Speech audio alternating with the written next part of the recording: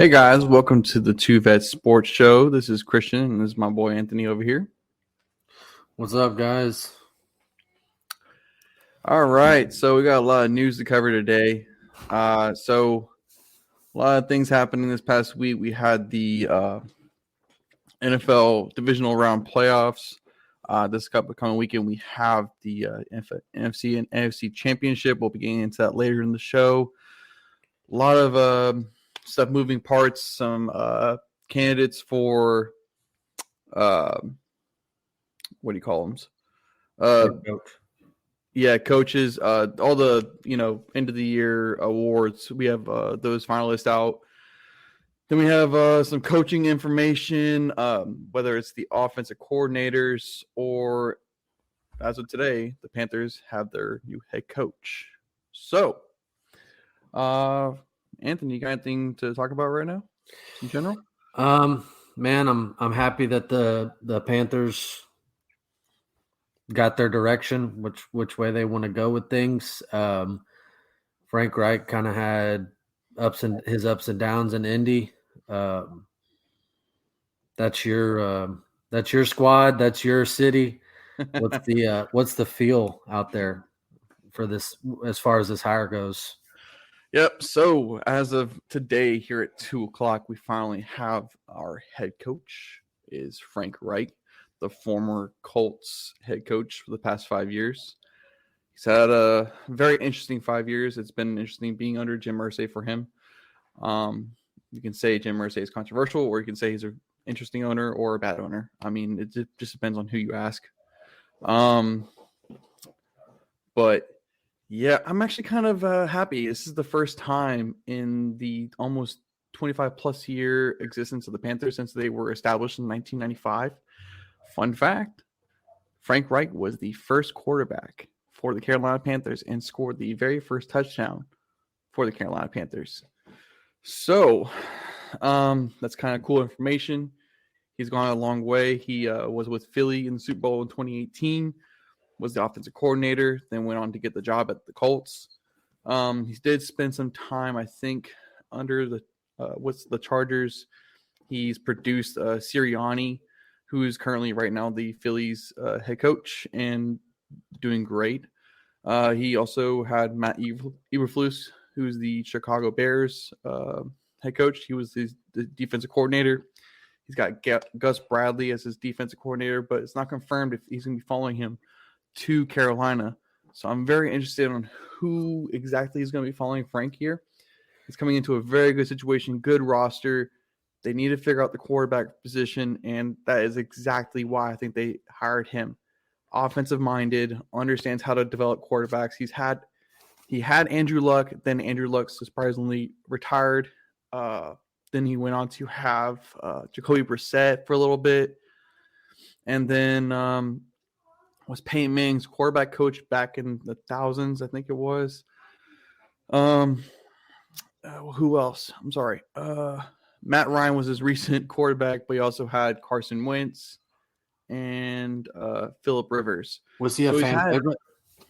I wouldn't say he was a fan favorite, but as reports came out this week, we were all I think you could ask any Carolina Panthers fan. They were either on the Wilkes or the Shane Steichen.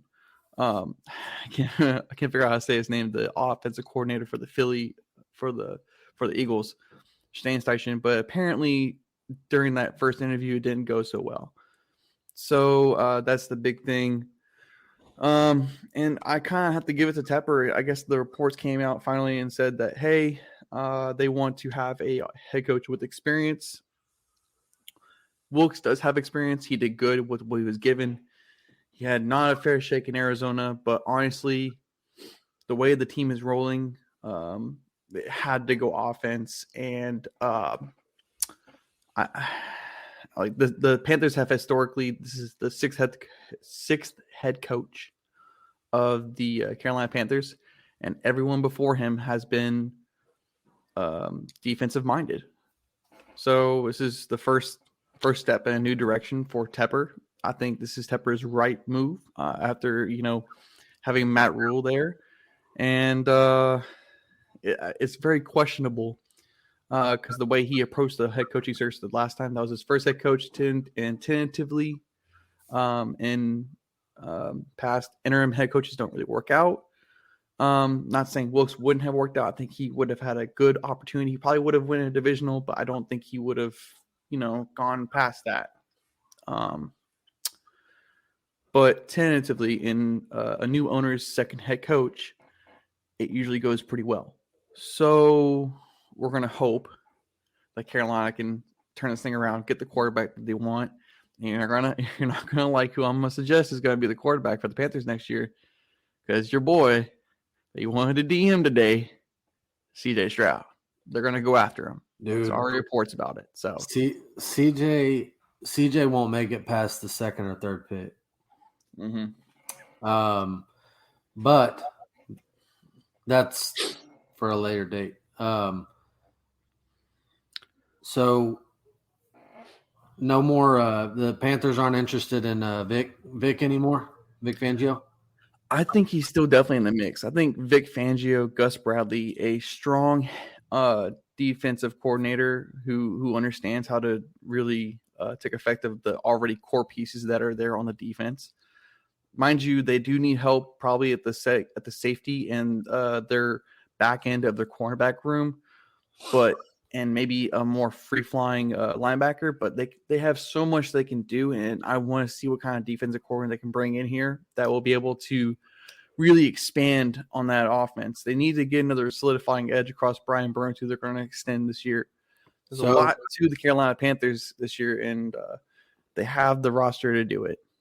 So a report that I saw today out of Philly lets me know that one head coaching candidate is more than likely going to receive an offer from one of these teams for their head coaching spot. I did see today that the Eagles intend to pursue aggressively, is what the report said, Vic Fangio, which leads me to believe that Jonathan Gannon is going to receive, and we kind of thought that Gannon seems like Gannon, Ijaro, and D'Amico Ryans right now are like the three favorites from each team. From what I'm seeing, I think here in Houston, D'Amico's the fan favorite just because of his history with our organization. This is where he played his professional career. I would love to see D'Amico Ryans. I said earlier in one of our previous shows when we first got this thing started that I was a big Jonathan Gannon fan. At the time, D'Amico was not interested in the Texans head coaching vacancy. I think since then he's had a change of heart. He's had one interview with us. The Texans did complete a second interview with Mike Kafka as well. And to me, someone getting a second interview is a good sign. I mean, there wouldn't be a second interview if the first one didn't go well, So I think those three have to be the favorites right now for the Texans job. Gannon and D'Amico cannot be interviewed until after conference championship weekend. And I think actually Ijaro Ivero did get a second interview with the Texans as well. As far as I'm tracking, Ijaro, Gannon, D'Amico, and Kafka. Say again? Kafka have gotten second interviews out here in the league. Dan Quinn has told Dallas he's going to return back to being the defensive coordinator. Obviously, that probably tells me that Denver was just not the right move. I think they're going in a different direction, going to go a little younger. I'm really surprised that Ijaro is not the favorite in Denver. That blows my mind. I don't know. It's very conflicting on Ijaro being there. I do want to kind of go back to the Panthers here really quick and just kind of go over some of the key things on Frank Reich right now, if you don't mind. So earlier, Frank Reich's not going to have his next presser he's not going to have the welcoming presser until Tuesday. So we're not going to really get to hear from him until Tuesday after the championship weekend. There is a report out there saying that he's looking at a more of a CEO type relationship, as reported by Mike Kay here, who works for the Charlotte Observer.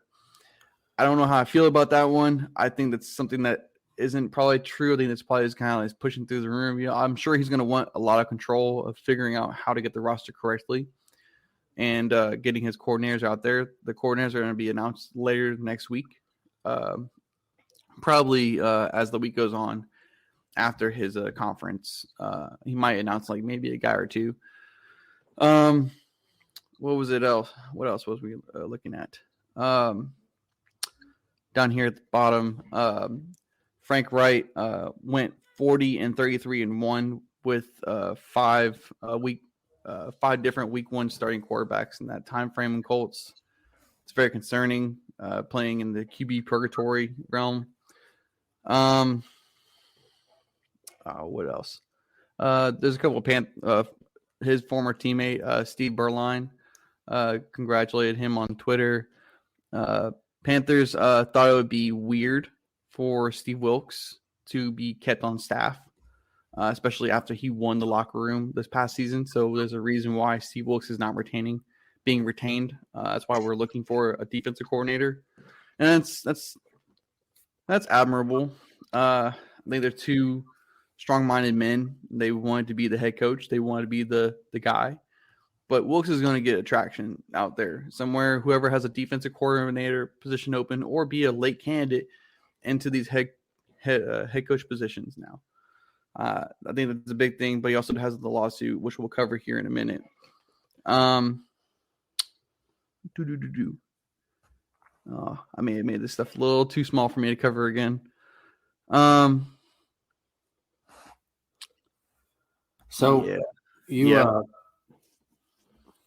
You definitely think the Panthers go quarterback? Yeah, 100%. Yeah, 100%. With this, I mean, I was certain if it was going to be Wilkes, it was going to have to be a quarterback. But I think they would have not pushed. I think now, because it's Reich, they're going to push to get his guy. Do you think Frank Reich will play a GM role as well? That's where we talked about where the CEO thing is going to lie. And I don't want him to really do that, but I can understand why, because he was, I don't know who to blame, but I think more of Chris Ballard and Jim Irsay were to blame in the Colts organization. And Frank, basically, there's a reason. One of the reasons why Frank was let go is because he did not want to play Sam Ehlinger. And he wanted to keep Matt Ryan out there. I mean, Matt was just learning the system. This is his first year in the system, and he just wanted to kept running it. Granted, Matt's arm didn't look so great, throughout the season. So, he is a former MVP, so you kind of have to take that with a grain of salt. Do you trust Matt Ryan or not? And apparently, Jim Irsay is just so quick and cutthroat. And it's proven he's been quick and cutthroat. Even though Carson Wentz had his best couple of seasons under Frank Reich. He had his best season in the Colts, 27 touchdowns, 9 interceptions, I think it was, 4,000 yards. When he was obviously in Philly playing under Frank Reich, he was playing almost at an MVP level until he got hurt, until you had to have Nick Foles come in at the end of the season and win them the Super Bowl. So there's a lot to tell here, is that Frank was getting the most out of his quarterbacks. And it was also seen that, he was sometimes in the past couple of seasons that he was a second half kind of guy, where he was getting his wins in the second half. So was it premature to let Frank go? I do believe so. Was Frank Reich on anybody else's coaching radar as far as? He was. He was on offensive coordinators, and I think also for head coaching, he was in play in Arizona. He was an offensive coordinator candidate for the Jets. They hired their offensive coordinator today. Yes, they did. We'll get into that as well later here in a bit. So what I don't want to see happen is I don't want to see the Texans and other teams kind of panic and be like, oh crap, the Panthers hired their head coach. Now we got to hurry up. And the Texans just go with Mike Kafka just because he's who's available right now, or any team for that matter. I want all these teams to kind of just take a deep breath, wait till the conference championships are over, get their second interviews in, and hire the guy that they feel is the right fit for their organization. I'm happy for the Panthers. I personally, I'm not a Panthers fan. I don't live out in the area, but I can tell you from Houston, it looks like a good hire just because of Frank's history with the organization. I think Frank Reich is somewhat of a quarterback whisperer. I think for a rookie quarterback coming in to the NFL, this is the perfect guy. This is the perfect guy. If you know, we're gonna go QB here in the first round. This is a perfect hire for the Carolina Panthers. Mm-hmm. Mm-hmm. I definitely agree. That's the optics from Houston. That's what, as a unbiased third party, if you will. I think Frank Reich is a really, really good hire for the Panthers. Yeah, I definitely agree with that. I'm very curious. Like, I want to know if he's going to pull guys from Philly. He could pull guys from Indy. And then there's a couple other people across the league that he could pull from. And there's a list of free agents from the Colts that I would not mind, grabbing. Like, you have a guy like Eric Ebron, who was a tight end. We need a pass catching tight end, and Eric Ebron's out there, and now we got his coach. We got, Eric Ebron's coach, so we need to solidify that position. I think he'll take a team-friendly deal if he needs to. So a head coach can only do so much if he's not allowed to lead the team, if that makes sense. And what I mean by that is, in Indy, it kind of felt like he was on a leash a little bit. And 100%. And to me, the front office, ownership, GM, VP, all that stuff, that's the operation side of the franchise. To me, what happens between those white lines, the owner and things like that. Now, if your coach isn't performing well, then sure, step in, you're fired, whatever you need to do as an owner. But in terms of personnel, who starts, who's backup, what play calls we make between the white lines, that's the coach. That's why you hired him. If Frank Reich says, no, I don't want to play Sam Ehlinger yet. I want to stick with Matt Ryan. He's the league MVP. He's proven he's a proven quarterback in this league. He's been to a Super Bowl. Then that should be Frank Reich's decision to make. Period. Mm-hmm. There's of course consulting his coordinators and stuff, but in terms of GMs and owners and things like that, trying to force him to make that decision, that to me isn't and I don't see that in Carolina. Tepper's aggressive. Like, he's gonna tell it what it is, but for the most part, he kept his mouth shut. Like, I had to really think back these past couple of years here with Matt Rule. We've only heard from Tepper 4 times, and each one of those times has been from when somebody got hired or somebody when got fired. You don't really hear from Tepper. And the only time we only had a real issue when Tepper outspoke was when we were like, Teddy Bridgewater wasn't our guy. We knew that, but we assigned him to a bridge kind of contract, and we should have went and got a quarterback, but we didn't. We just stayed in QB purgatory the whole time, and that was, again, letting a college head coach come be an NFL coach. Too much power, and it just didn't work. So that's why having Tepper, he didn't really speak out like that. So it's nice that he sees the flaws in his ways, and now he's trying to fix those things. I'm just not a big fan of publicly undermining your subordinate. So in terms of football, Frank Reich is a subordinate of the owner.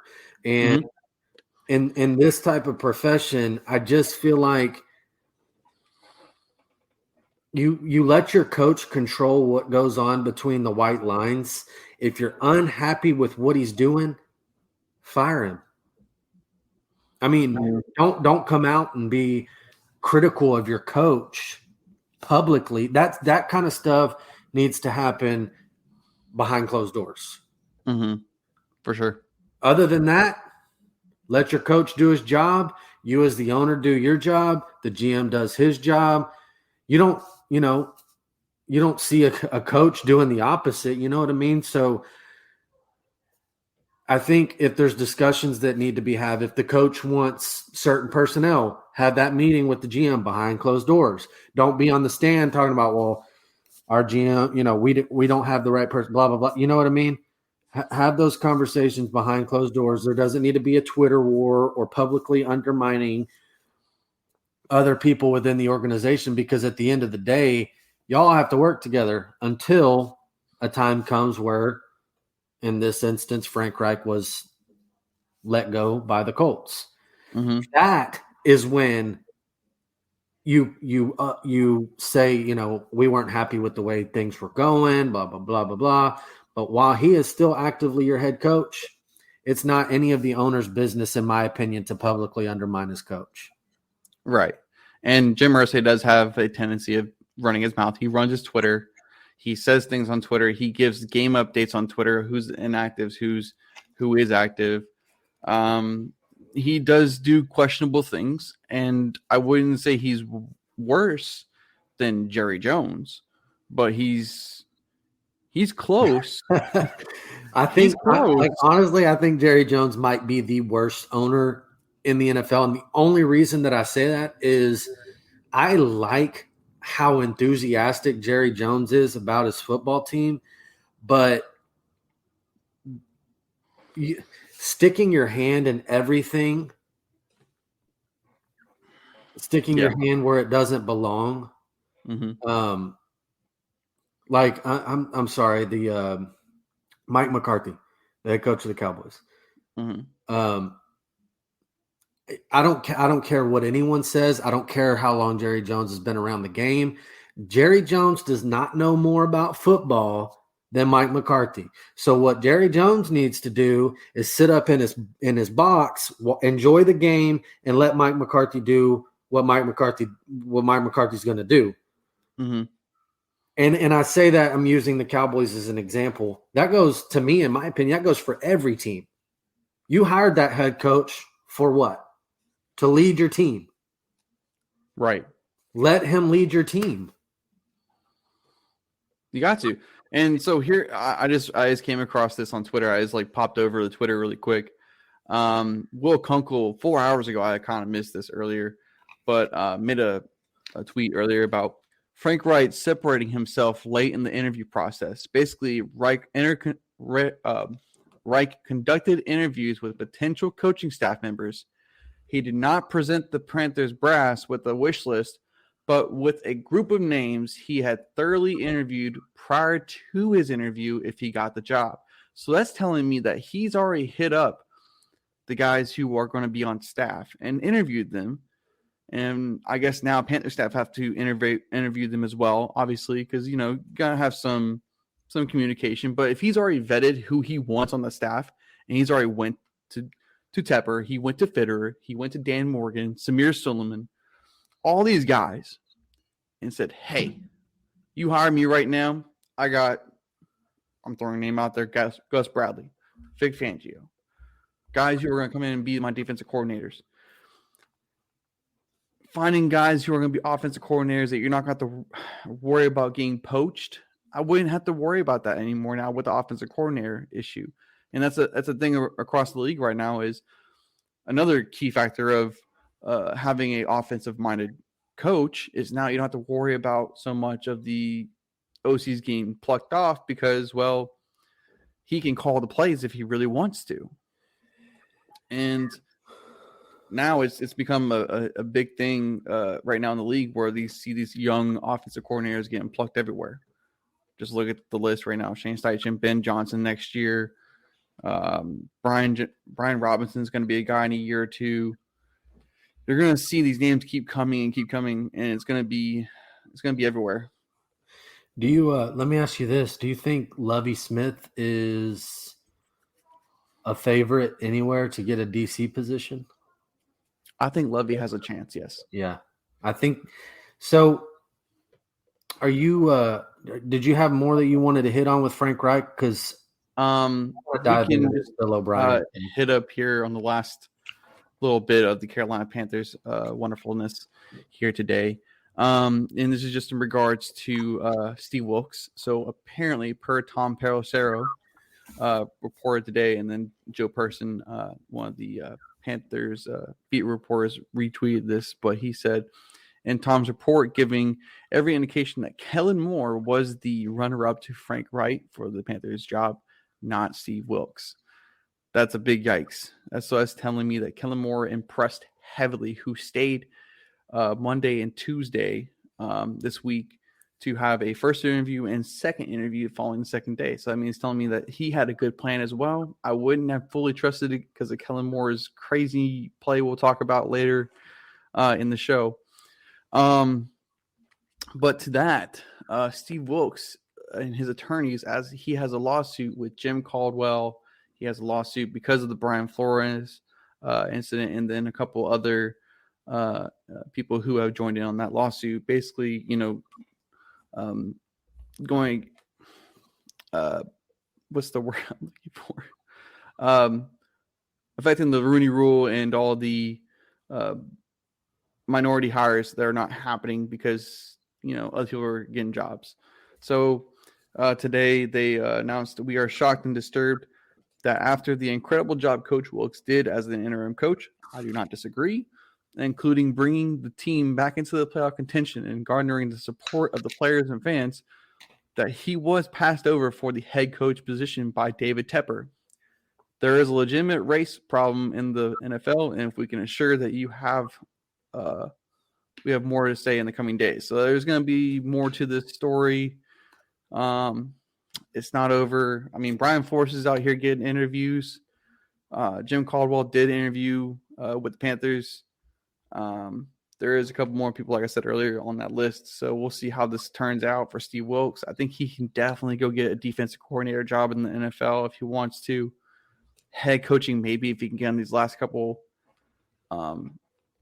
little interviews if possible. Obviously, these teams are already on their second interview, so they're pretty much there on who they want to have. So, and covering the Panthers, that's pretty much it. So that's a big thing to watch here in the coming weeks. So, yeah. But up here we have the list of the dates, and currently it is January 26th. So we are coming up on the conference championship game. After the conference championship game, teams can go for second interviews with any coaches that are in the playoffs or who are now exiting their playoffs. So we'll see on who actually gets in there. Super Bowl will be on February the 12th, and then February 13th starts. What's it say? Second interviews with the assistant coaches and everybody like that. So a lot of stuff coming up with just hard dates and everything like that. I think next week we'll probably see, if not all, majority of the head coaching vacancies filled. There has to be, because you have like the Senior Bowl coming up. You have pro days. You have to get in the building, know who your staff is, get your scouting going, and know what you're looking for, what you want. Like, all that changes. When you have changeover, you have to identify what you're looking for. And if you don't with your scouts and who's going to be there, I mean, obviously some of these departments actually have really good scouting programs, but they're going to need to know what the coaches is actually looking for. And they don't know that until the coach gets there. So Panthers are now one step ahead compared to the rest. Hopefully Houston can get their guy. I hope that, D'Amico doesn't lose, but I mean, I think D'Amico or Jonathan. I mean, you're gonna know who. That's a conundrum there itself. What if whoever loses first gets the job because they can interview between D'Amico and Gannon because they're going against each other this weekend? I'm looking at this. What's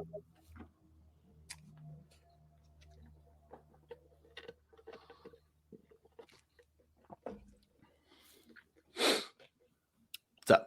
So regardless, they can interview, even if they're in the Super Bowl. Right, they can.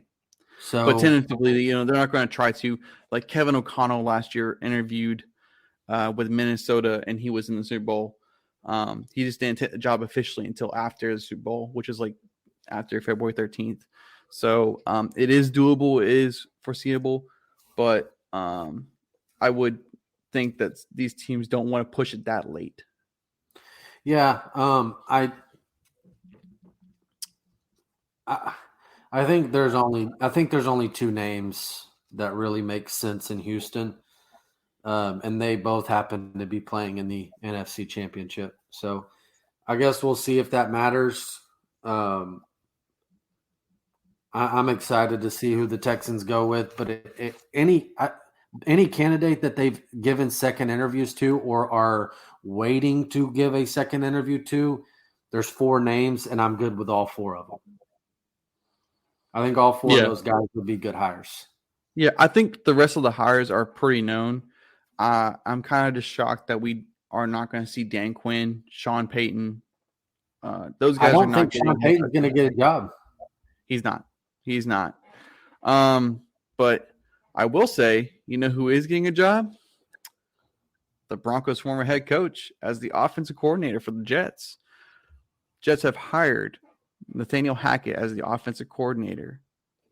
Robert Saleh is looking for that experience. And what's crazy about this one is Mike LaFleur was the previous head offensive coordinator. I hope I'm saying it's Mike. And it's one of the LaFleur boys. Matt LaFleur. Is it Matt LaFleur? Okay. Yeah. Matt LaFleur was under Nathaniel Hackett for a couple of years. And so basically now he's replacing his mentor, or the mentor is replacing the student in the Jets organization. Yeah, I've heard that the Packers will not entertain trading Rodgers to any NFC team. No, there was a report by Adam Schefter about that. So this Jets thing might actually happen. It makes sense. They have the draft capital. They have a young quarterback in the reins. If they can get Aaron Rodgers in there, teach him a few things, maybe make him competitive for the next 2 or 3 years, and then input Zach Wilson for a couple of years, I think you could see something. Zach Wilson can still be a good quarterback. He needs to grow up. He needs to grow up. He needs to figure it out because he's young. He hasn't had this type of, job or anything like that. Zach Wilson needed to grow up, and I think there was reports out there that he needed to grow up, and nobody kind of listened to him. They kind of like shrugged him off. But it showed this year. He needed to grow up. Yeah. And I think having Aaron Rodgers would be a good thing for him. I think maybe he can turn it around because, Aaron's only going to play 2-3 years left. He's only got 2-3 years with the Jets. He's making $60 million if he takes the option. Like, did we say that like 6 or 7 years ago about Tom Brady? Sheesh, yeah, but Tom's a different breed. Tom's not Aaron. Yeah. But I think this is an interesting situation for the Jets. I think it's a good offensive coordinator. I think they're going to have a good time because they're going to have Breece Hall back next year, who was a stallion running this year, and sadly he got hurt.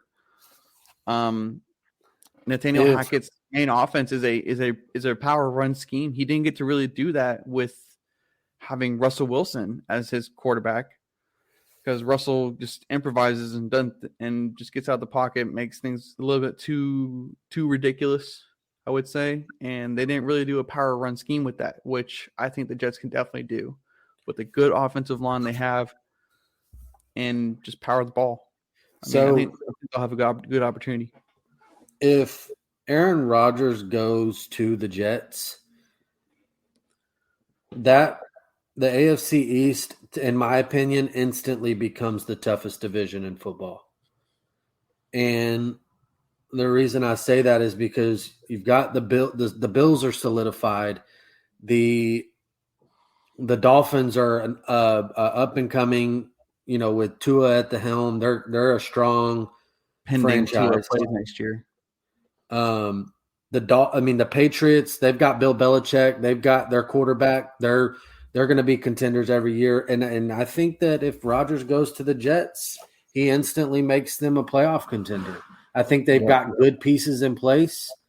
And Rodgers going to the Jets instantly makes them maybe not to win the division, but definitely a playoff contender. And speaking of the AFC East, we got Patriots news. They hired Bill O'Brien from Alabama. Derek is right now screaming "Roll Tide" in his Alabama. Yeah, man. So here's my thoughts on that is, yes, Bill O'Brien was miserable in Houston. He torched our organization from the. We did more than that. He top, it. From the top to the bottom. He gutted our organization. He gave up DeAndre Hopkins for a bag of chips.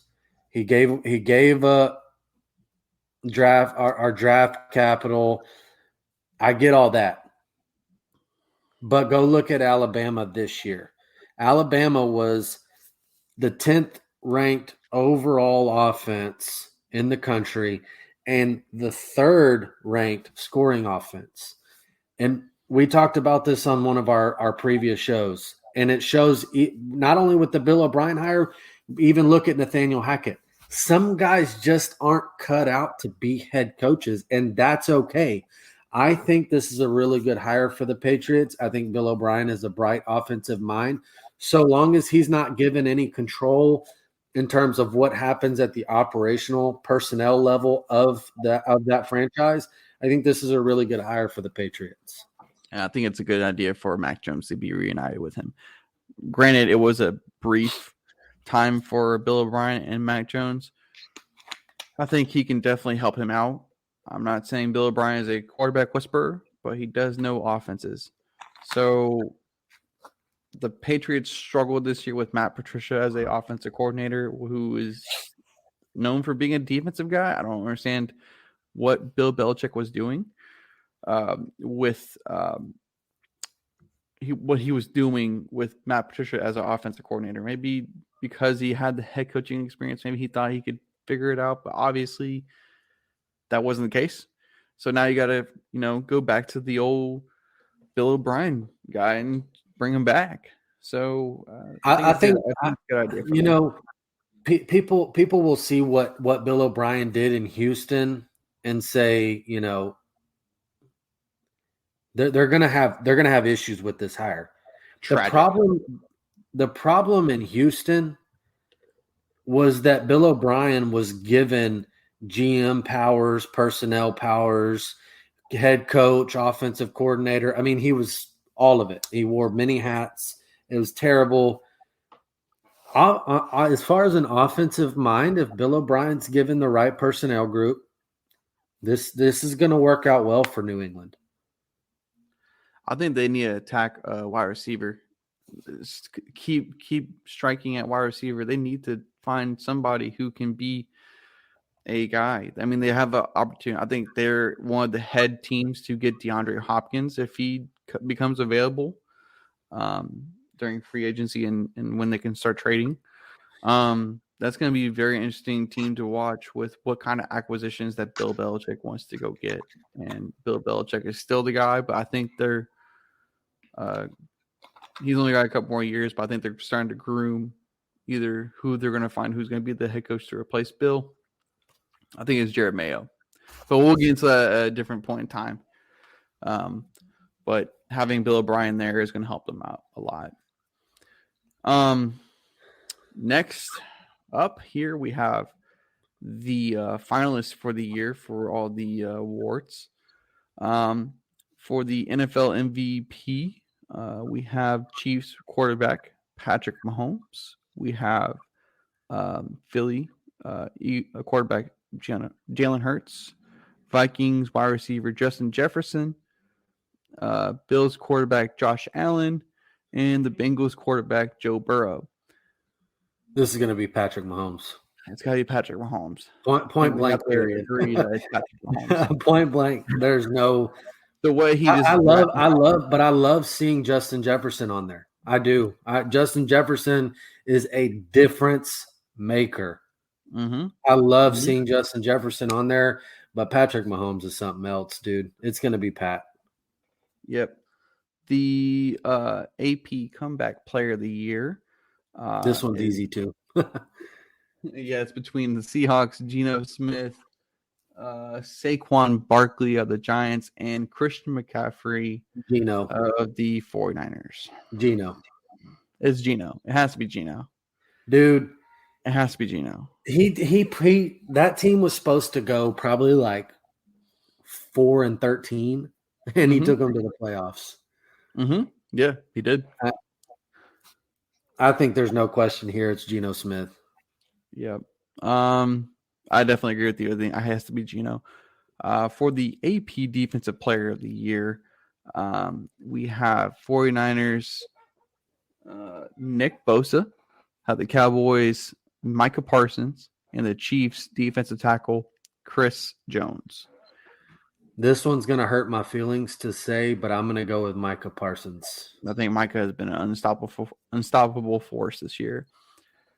And he's really starting to come into his own. I think if you give him another year or two, he's going to be consistent like Aaron Donald was with Defensive Player of the Year and J.J. Watt. He's going to have that kind of impact for the next couple of years. That's just my opinion. For the Rookie of the Year finalists, for the offensive side of the ball, we have 49ers quarterback Brock Purdy, the Jets wide receiver Garrett Wilson, and Seahawks running back Kenneth Walker. I had to go Kenneth Walker here, man. I wish Breece Hall was down there because of the Jets and how well he was playing earlier this year. I think Breece Hall would have been a guy in this list if he would have stayed healthy. But I would have to say Kenneth Walker. He was. I don't think Brock Purdy's played enough. I like what he's doing in San Fran, but I got to go with Kenneth Walker. But watch Brock Purdy win it because of how he's doing right now. We're running 6-0. No, dude, I love what he's doing. I love the story. I just don't think he's played enough games. Mm-hmm. I don't even. I'm not trying to take away from what Brock Purdy has done, but I don't even really like him being on this list. Yeah, I don't think he needed to play more of the year to be considered.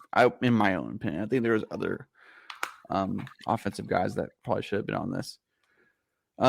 For the defensive side of the ball, for the Rookie of the Year, you have Sauce Gardner, you have Aiden Hutchinson from Detroit, and Seahawks cornerback Tariq Woolen. And obviously, Sauce Gardner is with the Jets. I think we can both agree Sauce is the guy, or Sauce Gardner and Aiden Hutchinson's a close second. Yeah. I think Sauce has just been locked down. He was one of the top cornerbacks in the league. I mean, if not the top cornerback in the league, if only he's going to get better. I think Revis Island is back in the Jets with Sauce, but we'll see how it goes next year for him. Next up, we have the updated list for the Coach of the Year. The Coach of the Year finalists that were listed earlier today was the Giants head coach Brian Daboll, 49ers head coach Kyle Shanahan, Eagles head coach Nick Sirianni, Bills head coach Sean McDermott, and Jaguars head coach Doug Peterson. Now, the final three that is listed as of right now, updated, is Brian Daboll, Kyle Shanahan, and Doug Peterson are the final three. What do you think? And remember, Coach of the Year is based on the regular season, not on the playoffs. Doug Peterson.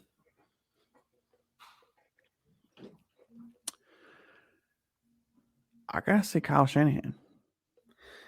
Look, we talked about this. I brought this up earlier in one of our prior shows, and I said something along the lines of these guys, these coaches that win year in and year out, and they don't. It seems like they never get any attention when it comes to Coach of the Year, and I like that Kyle Shanahan's on this list, but given what Doug Peterson did, how he turned that organization around like that. Granted, he was the head coach when it wasn't going so well, like when they were 1-4, wasn't it? When they started out 1-4, and then they turned it around, got to the playoffs. Which, bravo! Brian Daboll started out 6-1, and putted to the playoffs, which they provided a good playoff game. But I think when we talk about consistently being the coach of the year, it has to be Kyle. Because I mean, I don't see how Nick Sirianni's not in the final three. Yeah, that's questionable too. I think Nick should definitely. I think I would have rather seen Nick Sirianni than Brian Daboll. Yeah.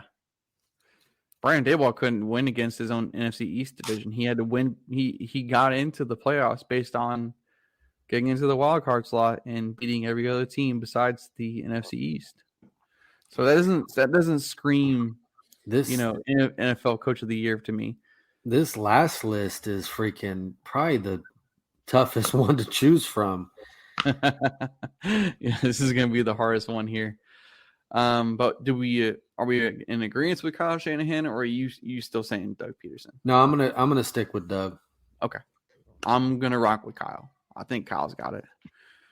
Don't get me wrong though. I think the other two have done great, but did just give my gripe on Brian Daboll and why I don't think he should be one. Nick Sirianni should definitely been in the top three. Your top three here for the AP Assistant Coach of the Year finalist. No surprise. Lions offensive coordinator Ben Johnson, who led the highest scoring offense for the Lions and made them relevant again, and carried their team pretty much all year, except against the Panthers. They lost. The 49ers defensive coordinator, D'Amico Ryans, who's been a hot name. Obviously, we talked about him multiple times on the show about being a head coach.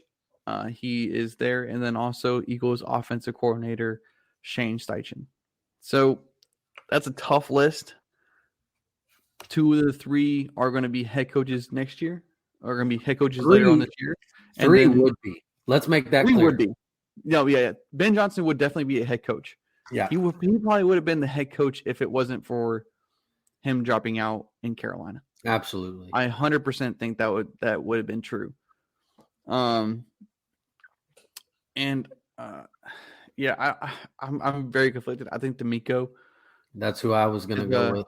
Is a heavy favorite for this, if not Shane Steichen. But I think what D'Amico's doing on that defensive side of the ball all year long has been outstanding. And like I've mentioned before, their secondary has not been good. Derek earlier said the Giants head coach seems like he thinks the Giants head coach should be the head coach of the year. And then now he's saying it's a Panther show tonight.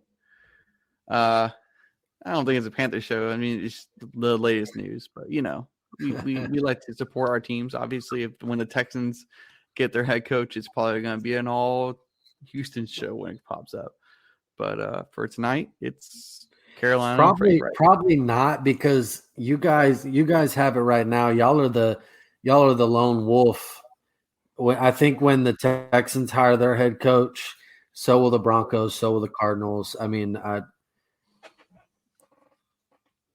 yeah, I can see that. I mean, it's what's in the news today. It just so happened to be that the Panthers hired their head coach. So yeah, if we would have done the show on Tuesday, we wouldn't be talking about this right now, like our normal show. Luckily, today's Thursday, so it's our second show of the week technically.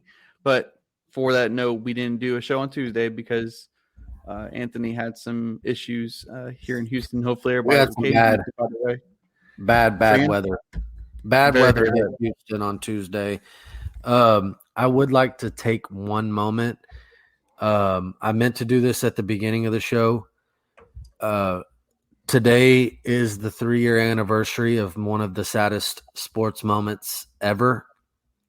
Today is the 3-year anniversary that that NBA legend and Hall of Famer Kobe Bryant passed away. So just wanted to give a shout out to his family, and man, that was a sad day. But anyways, I won't carry on too long about that. We'll move on with the show, but sad day. 100% Kobe forever, because that man was a legend. And I mean, me and the wife were, I can still remember where we were doing. We were at a store and we all checked our phones at the same time, and it said Kobe Bryant had passed away in a helicopter crash. And I was like, I think we stopped for a minute and just realized the first site I saw it on was TMZ, and I was like, no. First report on TMZ. I was like, no way, no.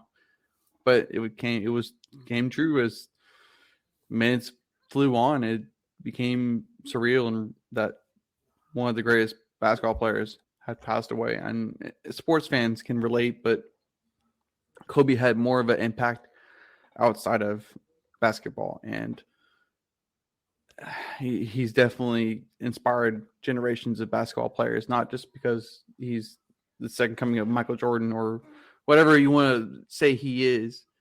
He was Kobe. You knew who Kobe was. You could say Mamba mentality, you could say everything else. But yeah.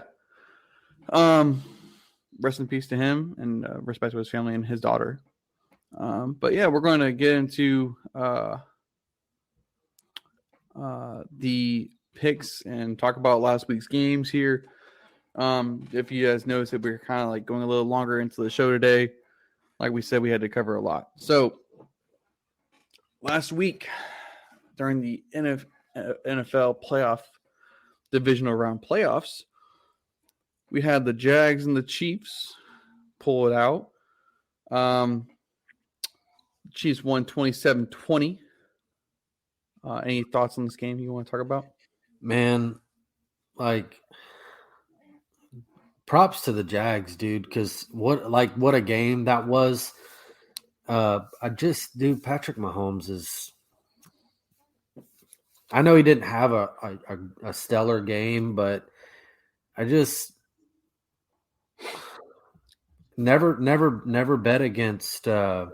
Never would bet against Patrick Mahomes, because he always seems to find a way to win, regardless. And he did it while having a high ankle sprain caused in the second quarter. He battled. I think it was actually done in the first quarter, actually. I'm sorry. I think he got injured in the first quarter, and then proceeded to play out pretty much into the second. They had, I think, Chris Henne come in for a series, but after that, it was Patrick Mahomes just showing how much he wanted to win. And he obviously couldn't run, but he only took – it was insane to watch him do what he did against that defense. But we'll get further into that here as we go on. Yeah. There's not much to say about the Eagles Giants game. I hope the Jags play better next year. But if they started out so slow in this game, they just did not get the job done. So, and it goes to show it's close, and it was close only because of how Patrick was playing and because he was hurt and he wasn't able to utilize his legs. People don't understand he doesn't utilize his legs that much. So, him being stagnant back in the pocket, he's magical when he can just fling it, do what he needs to do. There's not much to say about this Eagles game. Yeah, I mean, talking about the Eagles Giants disappointed. I think everybody just because of the previous week when they played immaculate, and then they walk in and think that they're gonna, hold up against the Eagles, and their defense just And showed that they they very well can't. could have. I don't know. This was not good. This was not good. Very questionable play calling. Brian Dayball just couldn't figure it out. Daniel Jones was getting picked off. Seemed like receivers were running wrong routes. when you A have a couple of those high plays. powered when you have a high powered offense like the Eagles, when you fall behind 28-0, you can hang it up. They got behind in the rushing game. I mean, they couldn't get Saquon to go. Like, I thought they were going to be able to do it, but they kept putting the ball in Daniel's hands. I mean, and granted, Daniel's played really, really good all year. But when the rushing attack was not working, and then you had to make Daniel throw into holes, and his receivers were just running wrong routes and not getting it done, it's questionable. So next year they're going to have to hit up more of the wide receiver class, and they're going to have to revamp some of the stuff. But they'll be back next year. But they got some work to do. Next we got the Bengals and Bills. I think this is quite a shocker. I thought it was going to be a little bit more of a game. 27-10, Bengals win. Bengals just kind of just dominated the snow game. I love snow games. They're fun to watch. But Joe was able to fling it in the snow. Like, he was just able to control the line of scrimmage and have that rushing attack work. The Bills just couldn't do anything defensive-wise. Yeah, this was the Bengals dominated, man. I mean, plain and simple. I picked the Bengals. I think you picked the Bills. Regardless, I didn't have the Bengals winning like this. I think the Bengals kind of flexed their muscle last weekend and showed everybody that they're the real deal. The Bengals are the real deal, man. Mm-hmm. I mean, second year in a row in the AFC Championship. Could be looking at second year, and they're going to have to get through Pat. They're going to have to go to Arrowhead, get through Patrick Mahomes and the nasty Chiefs, but they could be back-to-back years in the Super Bowl. If the Bengals make the Super Bowl this year, watch out. Mm-hmm. Oh, we'll get into that. We'll get into that in a minute. But we have the last game of the week, which I think is the most satisfying. Very satisfying. Against the Cowboys. But the 49ers and the Cowboys was a pretty much a defensive shootout. Dak Prescott played terrible. He Granted, Brock Purdy didn't play all the great like he's played in past weeks. You know what he did though? What do you do? Took care of the football. And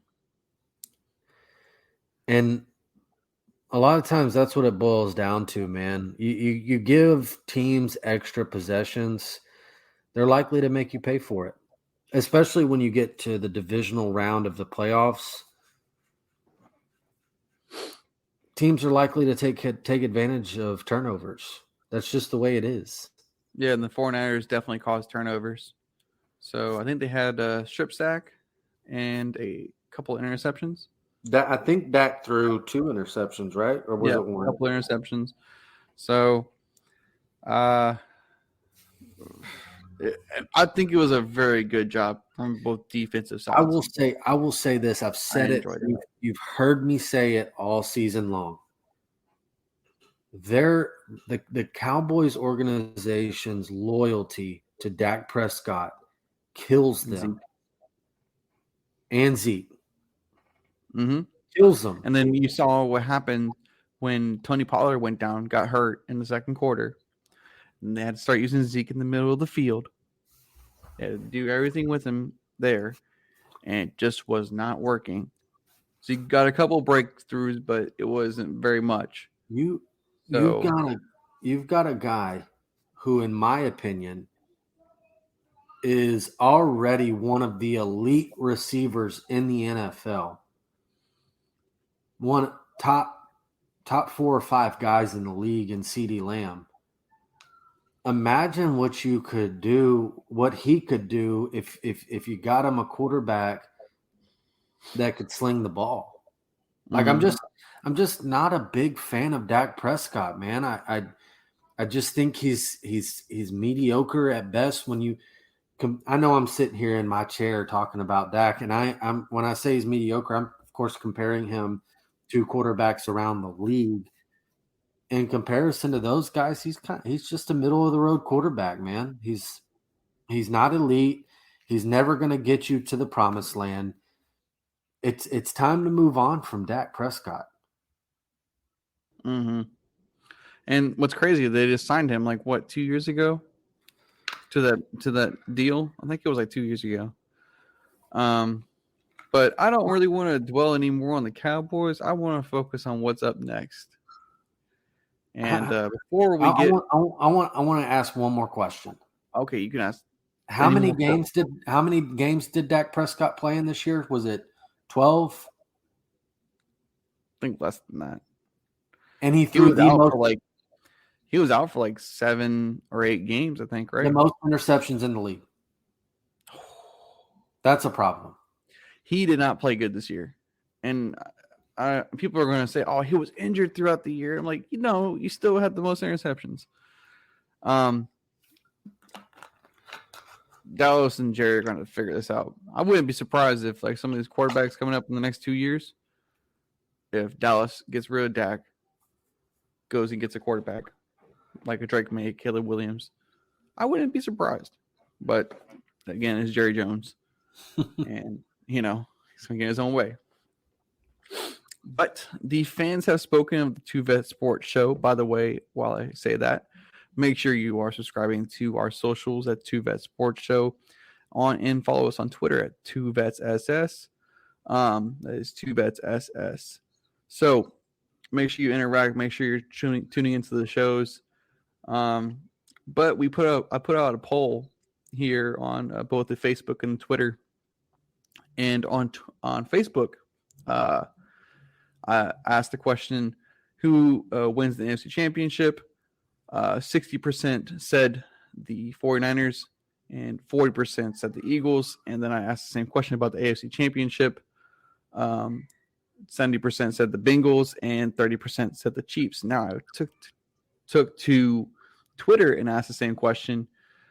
And what was it? I can't actually see the percentages. Oh no. Basically the Twitter said the Eagles will win the NFC Championship, and the Bengals will win the AFC Championship. So pretty consistent on the AFC Championship side that the fans have all said that the Bengals will win is a mixture for the 49ers and the Eagles as the matchup for the weekend. Nobody knows really who's going to win that one, but I think everybody's understanding that the Bengals might win. And that will lead us into the sporting bet odds for the weekend. The 49ers and the Eagles open with the 49ers with a minus 2.5. Correction, a plus 2.5. And the Bengals and Chiefs at a astounding +1 for the Bengals and the -1 for the Chiefs. I think that -1's just here's your point. Here we're going to take a point from you because you're at home. I think these two teams are really close. This is pretty much a straight up pick, and I'm going to go with the Bengals. For the AFC, I got the Bengals. I think the Bengals pull it out against the Chiefs. I don't know what's going to happen with Patrick, how his ankles are doing. Obviously, it's going to be a key factor. And without a doubt, taking the over. Without a doubt, the over under 48. 100% guarantee it's going to go over. Oh yeah, we didn't even get to the over unders on this line. 100%. This game's going over 48 points. Yeah, I definitely agree. I think it's going to go over it. I'll definitely take the over at 48. For for the Eagles and 49ers, it's a little bit more difficult because they're two really good teams. But I think Brock Purdy kind of showed his last game and showed that, he can't beat really good defenses, and Eagles have a really, really good defense. So I think the Eagles are going to be able to find ways offensively to get past the 49ers, and I think that's why it's going to make the Eagles win this weekend. I think it's going to be Eagles-Bengals in the championship for the Super Bowl. At the beginning of the playoffs, I picked the Bengals and Niners to play in the Super Bowl. I'm going to stick with that here. I think this game's going to be really close. This is going to be a really good game. And I'm going to take the under on the point total because you're talking about two of the best defenses in the NFL. I'm kind of wishing that they wouldn't have. I understand why they did the game at 6:20 for the Bengals and the Chiefs, but I'm wishing that they would have flip-flopped that one because I feel like the San Fran and the Eagles game is going to be more interesting compared to the Bengals and the Chiefs. Yeah. Well, I think both of these games are going to be fairly close, but you're going to have the Niners and the Eagles are going to be in a defensive slugfest, and the Bengals and Chiefs are going to be in a shootout. And I think that, in my opinion, is probably why that's the later game. Mm-hmm. That's what fans want. But are you taking the over/under on the Eagles and the 49ers? Under. So the over/under right now is 46.5. Yeah, they're going to take the under. Yeah, I think you're going to be right. I think they're two really good defenses, but I just think the Eagles are going to figure it out against the 49ers defense. I'm thinking like this is going to be like a 23-20 type game. Like it's going to be close. Yeah, it's going to be similar-esque to the 49ers Cowboys game. The Bengals Chiefs could very well end up being 42-35 or something crazy. But like I said, it's going to depend on Patrick and what he's able to do. I'm telling you, that ball's going to get distributed to Kelsey.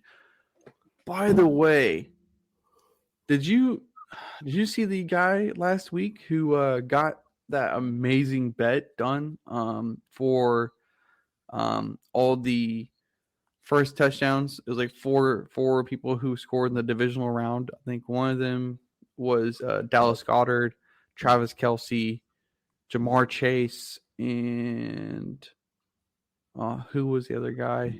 Oh no, there was somebody else that was a part of that bet.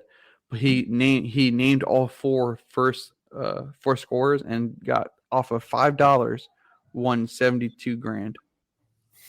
Jesus. Off a $5 parlay. So, not to backtrack any, but I just saw this. Sean Payton has not received a second interview with anybody. That's telling that teams don't want to give away their first round picks when they know they got to rebuild like that. And I think that's what I understand. The media can build around Sean Payton, but you could see that Colin Cowherd was his workhorse. You could see that people at Fox were his workhorse. Basically putting these things out so that he could trick these owners and make them think that, oh man, Sean's going to go interview with Carolina. I got to get him back into Denver or whatever it is. But if it's true, then we're not reported that he has not gotten any second interviews. I think that's telling because nobody wants to give the Saints a first round or 2 first round picks for Sean. I don't think it's all of these teams that he was a candidate for are kind of either not really, and maybe not all of them are in a rebuilding phase, but all of them need pieces to be contenders. And I just don't think that those teams are in a position where they can get rid of draft capital like that. Especially when like most of these teams need a quarterback. Who needs a quarterback right now? Carolina, Texans, Colts. Oh, Denver doesn't need a quarterback. Who's the other team? Arizona don't need a quarterback. Arizona does not need a quarterback. But those top 3 teams that needed those guys, they're not going to give away their first round talent when you got Bryce Young, CJ Stroud, Will Levis, Anthony Richardson, Hendon Hooker if you want to go a little later on, but like he's not a first round guy. The other 4 are first round guys. and you're not going to get rid of the opportunity. Oh, Las Vegas too. Las Vegas is going to need a quarterback. I mean, unless they go get Tom Brady, but Tom we'll Brady. figure that out as we get going. But I still wouldn't mind seeing the Raiders take a quarterback. I think they need to. I think Hendon Hooker would be a very possibility in the second round, like where Las Vegas goes back, gets a second round pick. I don't know if they have a second round pick or a third round pick, but Hendon Hooker there, or Tanner McKee, who's a 6'6", super pocket type of quarterback. And if they go get Tom Brady and let him sit behind him for a year, who's to say that's not a possibility? So Tanner McKee is a low key guy that people are going to look out for. He's got a big arm. He's tall. He's the classic quarterback that you want. You know, pocket kind of presence, accurate ability to do everything, but he's not mobile. He's not a guy who's going to run and create plays with RPOs or anything like that. So, yeah. Anything else that's happening currently in the sports world that we can cover? Nothing new since we started. I think next week we'll get to we'll have a lot to talk about next week, man. We're gonna have a bunch. We'll know who's playing in the Super Bowl. We're gonna have a bunch of head coaching hires, probably a lot of assistant coaching hires. So you guys make sure y'all follow us so y'all can get updates on when we're going live and things like that, and follow our Twitter. We're always tweeting something. And next week, Tuesday and Thursday, we'll have a show, and we might actually even get interactive. We're gonna have a lot to cover next week. I think we might get interactive next week. I think we might bring one of y'all on if y'all want to talk or anything like that. We can open up the discussion, because next week's going to be really fun. The next 2 weeks are going to be very much competing on who's going to be the Super Bowl champion this year. So there's a lot to talk about. We'll see. Me and Anthony will talk about that. I just want to get one little last tidbit. Frank Reich got a 4-year deal, which I just saw. 4-year deal from David Tepper. So I think that's a pretty good contract. Not too big. He didn't do anything ridiculous like he did with Matt Rule for a 7-year contract. So I'm happy with it. Other than that, make sure y'all like and follow the socials. Keep in contact with us. We'll definitely see if we can get some of y'all on the show. If anything, I think we're good to go. Good night, guys. All right. Night, guys.